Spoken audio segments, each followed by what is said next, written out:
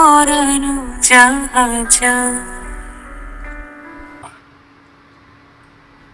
Good morning বন্ধুরা, কেমন আছো তোমরা সবাই? এখানে এটা বুঝতে পারছি না। তোর বাবা এখানে থাক, এসে নিয়ে যাবো। কেমন আছো তোমরা সবাই? আশা করছি তোমরা সকলে খুব ভালো আছো, আমিও বেশ ভালো আছি। আজ হলো তোমার শনিবার।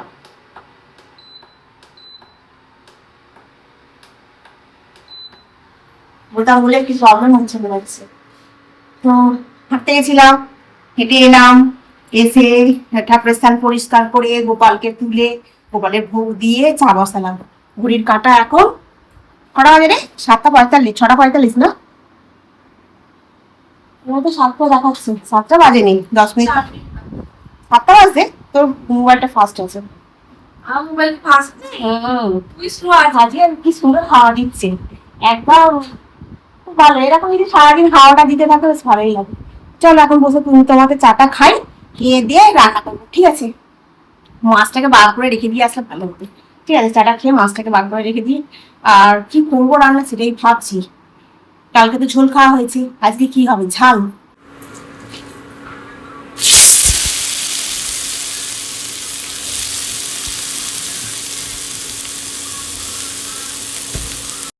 আজকে রান্নায় করলা আলু পেঁয়াজ দিয়ে খুব সুন্দর করে ভেজেছি, জানো তো, খুব ভালো খেতে হয়েছে।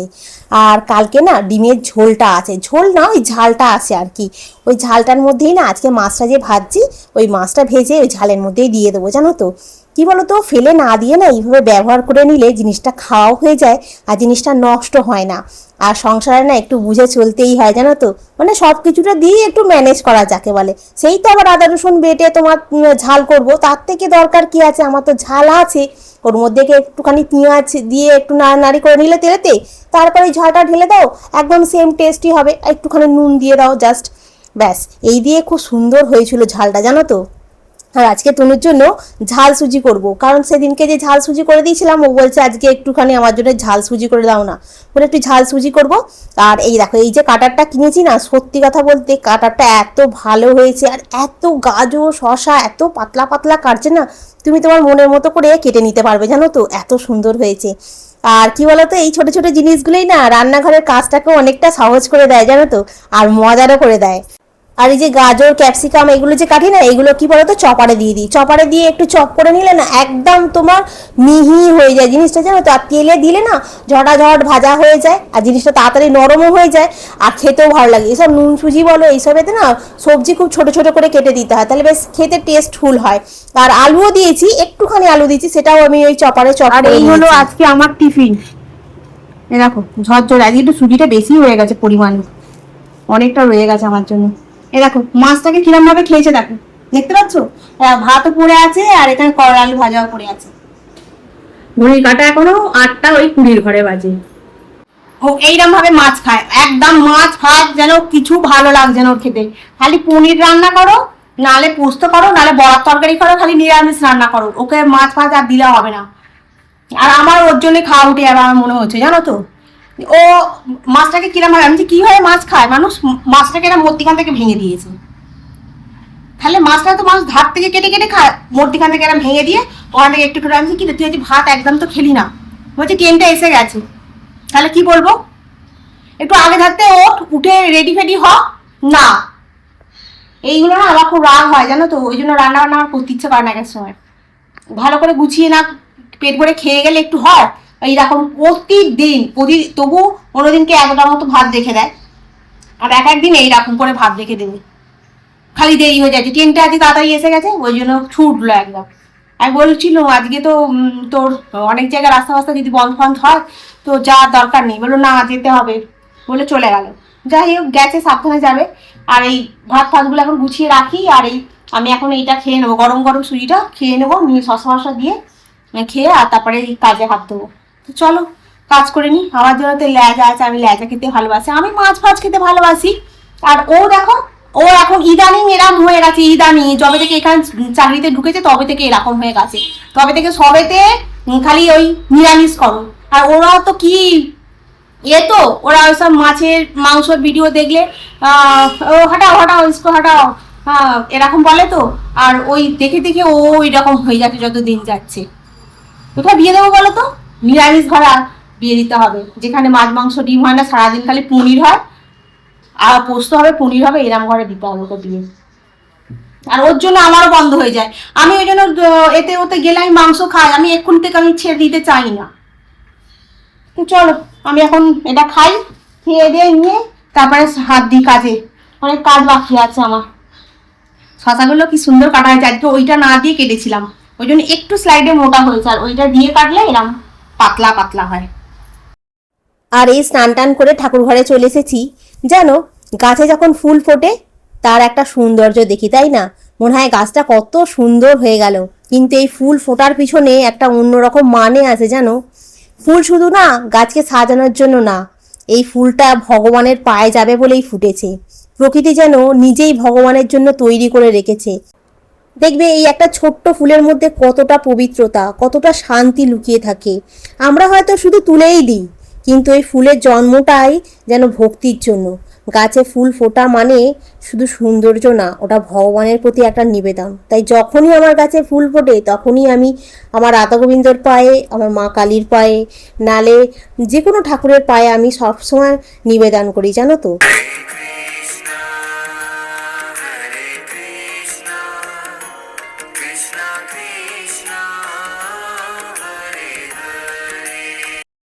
আজকে রান্না হলো এই যে করলা আলু ভাজা, ভাত, আর এই হচ্ছে তোমার আমার লেজা। আর এখানে টিভিটা চালিয়েছি, চালিয়ে দেখছিলাম, দেখতে দেখতে আর বলি না খিদে পাচ্ছে, মঞ্চ ভাত বেড়ে নিই। সুজি খেয়েছি তো, আজকে সুজিটা অনেকটা হয়ে গেছিল, ভুল হয়ে গেছে। আজকেও সেদিনকে একটু অল্প করে করেছিলাম, বেশ ভালো টেস্ট হয়েছিল। আজকে পরিমাণটা বেশি হয়ে গেছে, ভালো হয়েছে তবে সেদিনকের মতো হয়নি।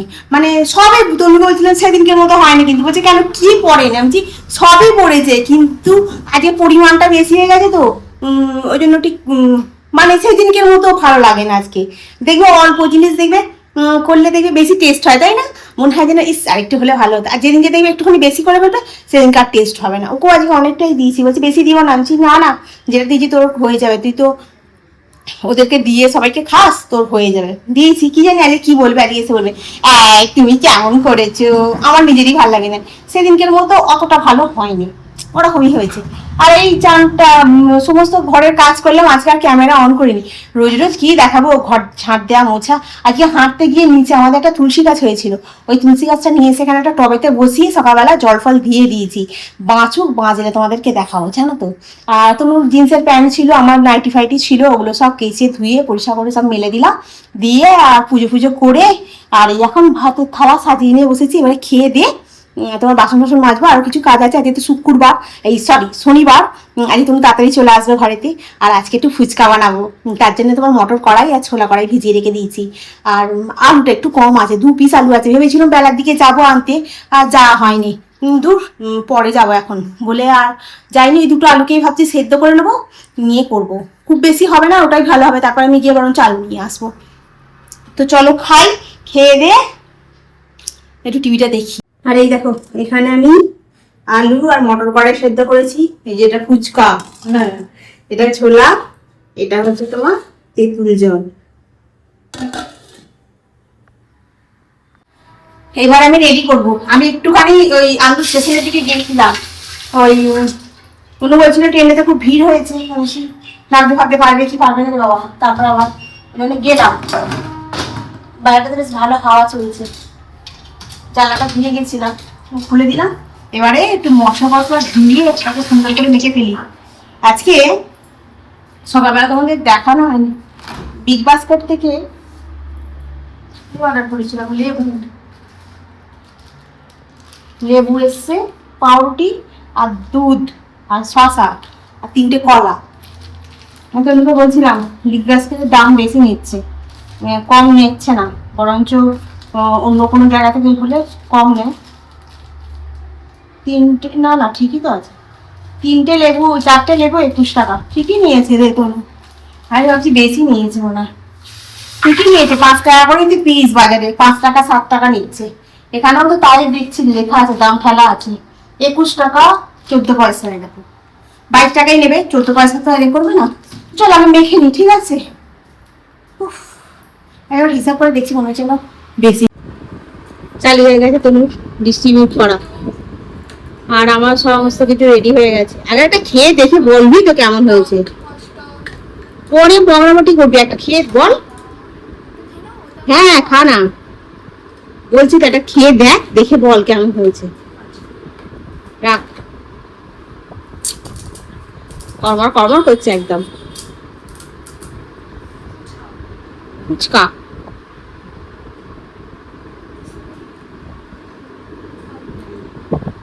জলের মধ্যে ডোবা। ওয়াও,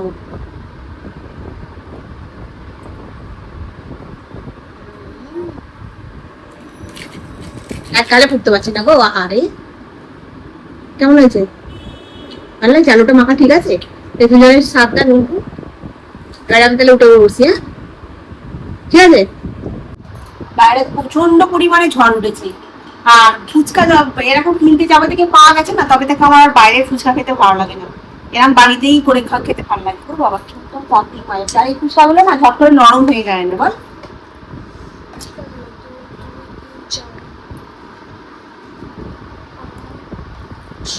বিগ বাস করে চারটে লেবু নিয়েছি এই ফুচকা ঠিক আছে।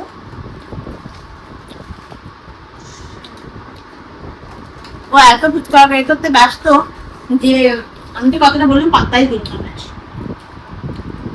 এই হলো রাতেবেলা চাটের জন্য মুড়ি রেডি, কড়াই সেদ্ধ, ছোলা, পেঁয়াজ, গাজর, একটু মশলা মশলা দিয়ে রেডি করে নিয়েছি। মাং না মুড়িটা রেডি করে দিচ্ছি। তাহলে মুড়িটা একটু ঢালতে হবে, ঢেলে মাখা। আমাকে দেখ এইটুকু দিবি, হ্যাঁ বেশি দিবি না, কারণ দেখে ফুচকাকে এইখানটা লাগছে। তো চলো বন্ধুরা, আজকে আর কিছু কাজ নেই, ওই একটা জামা কাপড় আছে চেয়ারে, ওগুলো গুছিয়ে নিতে হবে। তবে বেডরুমে এরকম জামা কাপড় ভান্ডার করে রাখা উচিত নয়, এতে বাস্তু সমস্যা হয়। ঠিক আছে, ওই জন্য গুছিয়ে ফেলবো আমি, রাতেবেলায় গুছিয়ে ফেলবো। আমি যে দেখেছি একটা জায়গায় ফেসবুকেতে স্ক্রল করতে করতে দেখলাম যে বেডরুমেতে একটা চেয়ারের মধ্যে এরকম জামা কাপড়ের স্তূপ রেখে দেওয়া, এতে নাকি বাস্তুতে মানে ক্ষতি এরকম হয় দেখাচ্ছিল। তো আমি বাবা দরকার নেই, দু একটা যে নাইটি আছে আর দুটো গামছা আছে, গামছাগুলো ভাঁজ করে ভালো করে দেবো, নাইটিগুলো ভাঁজ করে আল্লাহ রেখে দেবো। তো চলো আজকে রাখি, কালকে আবার দেখা হবে। তোমরা খুব ভালো থেকো, সুস্থ থেকো, খুব সাবধানে থেকে। Good night.